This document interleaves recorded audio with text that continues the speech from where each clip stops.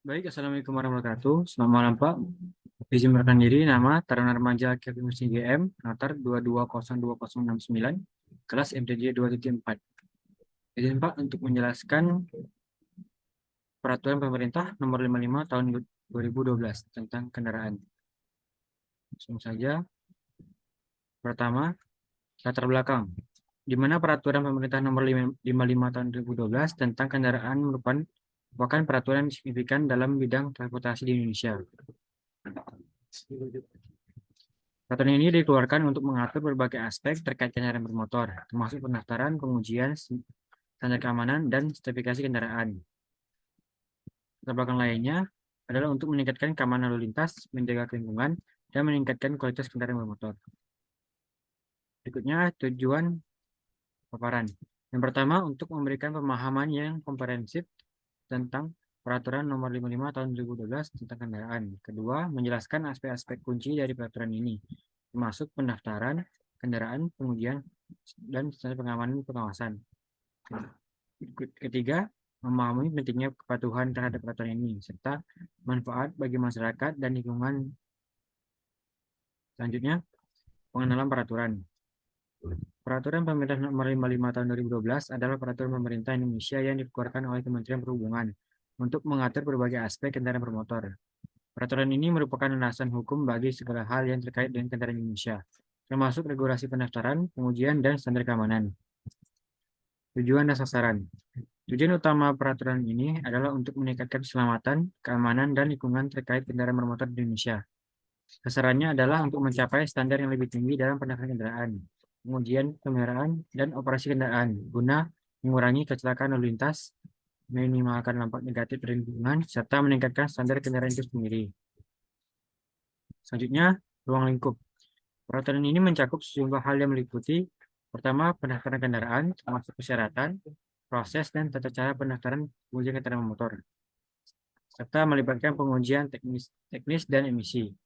Kedua, standar keamanan kendaraan, termasuk regulasi yang harus dipatuhi oleh perusahaan dan pemilik kendaraan. Selanjutnya, pengawasan dan penindakan untuk memastikan kebutuhan terhadap peraturan ini. Berikutnya, regulasi pendaftaran kendaraan. Persyaratan pendaftaran. Peraturan ini mengatur persyaratan yang harus dipenuhi oleh pemilik kendaraan saat mendaftar kendaraan mereka. Persyaratan ini meliputi dokumen dan informasi yang diperlukan, seperti identifikasi kendaraan, identitas pemilik, dan bukti pajak kendaraan.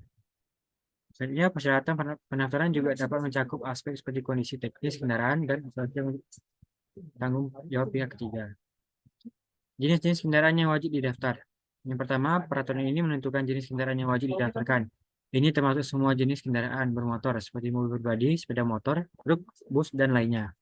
Selain kendaraan bermotor, peraturan ini juga mungkin mencakup kendaraan non-motor seperti sepeda, becak motor, dan tergantung pada regulasi yang berlaku. Berikutnya, proses pendaftaran. Pertama, proses pendaftaran kendaraan melibatkan sejumlah langkah termasuk pengumpulan dokumen yang diperlukan, pembayaran biaya pendaftaran, dan inspeksi kendaraan jika diperlukan. Proses ini dapat bervariasi berdasarkan jenis kendaraan, lokasi, dan peraturan daerah. Misalnya di beberapa wilayah, pendaftaran kendaraan mungkin dapat dilakukan secara online. Sementara di tempat lain, pemilik kendaraan harus melakukan kunjungan registrasi secara fisik. Selanjutnya, pengujian kendaraan. Pengujian kendaraan bermotor. Peraturan ini mengatur pengujian kendaraan bermotor untuk memastikan bahwa kendaraan tersebut memenuhi standar keselamatan dan emisi yang ditetapkan. Pengujian kendaraan bermotor mencakup pemeriksaan teknis seperti rem, lampu, sistem kelistrikan, dan aspek lainnya. Yang telah lulus pengujian biasanya diberikan sertifikat menyatakan bahwa kendaraan tersebut memenuhi standar yang ditetapkan. Selanjutnya, pengujian kendaraan niaga. Untuk kendaraan niaga, peraturan ini juga mengatur pengujian teknis yang lebih ketat untuk memastikan kelayakan operasional dan keamanan kendaraan yang digunakan untuk keperluan bisnis. Pengujian kendaraan niaga mencakup pemeriksaan yang lebih rinci terhadap komponen seperti rem, suspensi, ban, dan struktur rangka kendaraan. Tujuan dari pengujian ini adalah untuk memastikan bahwa kendaraan niaga dapat digunakan dengan aman dan dapat menjaga integritas jalan raya. Selanjutnya, standar emisi. Landasan teori adalah alur logika atau kebenaran yang merupakan konsep dan definisi yang disusun secara sistematis. Standar keamanan kendaraan. Sistem keselamatan kendaraan dalam peraturan ini memiliki ketentuan yang berkaitan dengan sistem keselamatan kendaraan. Ini mencakup persyaratan untuk sistem rem, airbag, sabuk pengaman, lampu, dan sistem pengaman lainnya. Tujuannya adalah untuk memastikan bahwa kendaraan memiliki sistem keselamatan yang memadai untuk melindungi penumpang dan pengguna. Berikutnya, pemeriksaan kendaraan.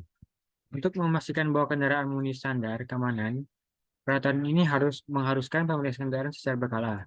Pemeriksaan ini dapat dilakukan oleh lembaga atau bengkel yang memiliki izin resmi untuk melakukan pemeriksaan kendaraan. Selama pemeriksaan, berbagai aspek kendaraan diperiksa, termasuk rem, lampu, sistem kemudi, dan perangkat keselamatan lainnya. Kendaraan yang tidak memenuhi standar keselamatan dapat dilarang untuk beroperasi di jalan raya. Berikutnya ada sertifikat kendaraan. Penerbitan sertifikat kendaraan pada peraturan ini mengatur penerbitan sertifikat kendaraan yang merupakan dokumen resmi yang membuktikan kendaraan tersebut memenuhi standar yang ditetapkan. Sertifikat kendaraan diterbitkan setelah kendaraan melewati pengujian teknis dan memenuhi peserta lainnya yang diatur dalam peraturan. Proses penerbitan sertifikat kendaraan biasanya dilakukan oleh instansi yang ditunjuk oleh pemerintah seperti kantor registrasi kendaraan. Berikutnya, jenis sertifikat. Ada beberapa jenis sertifikat kendaraan dalam peraturan ini. Yang pertama, sertifikat kendaraan motor pribadi diberikan kepada kendaraan yang digunakan untuk tujuan pribadi. Kedua, sertifikat kendaraan niaga diberikan kepada kendaraan yang digunakan untuk keperluan bisnis atau komersial. Berikutnya, sertifikat kendaraan khusus diberikan kepada kendaraan yang memiliki karakteristik khusus seperti mobil pemadam kebakaran atau ambulan. Terakhir, ada kendaraan koleksi diberikan kepada kendaraan yang digunakan sebagai koleksi atau hobi. Berikutnya masa berlaku sertifikat. Sertifikat kendaraan memiliki masa berlaku tertentu sesuai ketentuan dan dalam peraturan. Pemilik kendaraan perlu memperbarui sertifikat tersebut sesuai dengan jadwal yang ditetapkan. Masa berlaku sertifikat berakhir dapat memperoleh status legal kendaraan di jalan raya. Berikutnya pengawasan dan penindakan. Penindakan pelanggaran. Peraturan ini juga mengatur pengawasan dan penindakan pelanggaran. Penindakan ini bertujuan untuk memastikan bahwa pemilik kendaraan mematuhi peraturan yang ada. Pelanggaran dapat mencakup berbagai hal, seperti tidak memiliki sertifikatnya valid, tidak memperoleh sertifikat tepat waktu, atau melanggar ketentuan lainnya dalam peraturan. Penindakan pelanggaran dapat dilakukan oleh aparat kepolisian, petugas transportasi, atau lembaga ditunjuk oleh peraturan ini. Hukuman bagi pelanggar. Peraturan ini menetapkan sanksi atau hukuman bagi pemilik kendaraan yang melanggar peraturan. Hukuman ini dapat berupa denda, pencabutan sertifikat kendaraan, atau tindakan hukum lainnya sesuai dengan tingkat pelanggaran. Hukuman biasanya meningkat seiring dengan berulangnya pelanggaran dan dapat berdampak serius pada pemilik kendaraan, termasuk hilangnya hak untuk pengoperasian kendaraan. Kewajiban pemilik kendaraan. Pemilik kendaraan memiliki sejumlah kewajiban yang diatur dalam peraturan ini, termasuk sebagai contoh, yang pertama memiliki sertifikat kendaraan yang valid, kedua memperbarui sertifikat kendaraan sesuai dengan jadwal ditetapkan, tiga melakukan perawatan dan pemeliharaan kendaraan agar tetap sesuai dengan standar keselamatan emisi, terakhir mematuhi ketentuan yang lainnya yang diatur dalam peraturan. Selanjutnya penerapan peraturan nomor 55 tahun 2012. Kepatuhan dan dampaknya. Penerapan peraturan ini adalah kunci untuk mencapai tujuan utama peraturan tersebut, yaitu meningkatkan keselamatan, keamanan, dan lingkungan berkaitan dengan kendaraan di Indonesia. Kepatuhan terhadap peraturan ini sangat penting karena berkontribusi pada keselamatan pengguna jalan dan lingkungan. Dengan mematuhi persyaratan pendaftaran, pengujian kendaraan, dan standar keamanan, pemilik dapat meminimalkan risiko kecelakaan dan mengurangi dampak negatif kendaraan. Peran instansi terkait. Penerapan peraturan ini melibatkan sejumlah instansi pemerintah dan lembaga terkait, seperti Kementerian Perhubungan, Kepolisian, lembaga pengawas, dan lalu lintas. Peran instansi ini adalah mengawasi dan mengontrol implementasi peraturan, melakukan pemeriksaan kendaraan, serta memberlakukan hukuman atau sanksi kepada pelanggar. Instansi terkait juga berperan dalam memberikan panduan dan informasi kepada pemilik kendaraan mengenai persyaratan dan prosedur yang harus diikuti. Berikutnya manfaat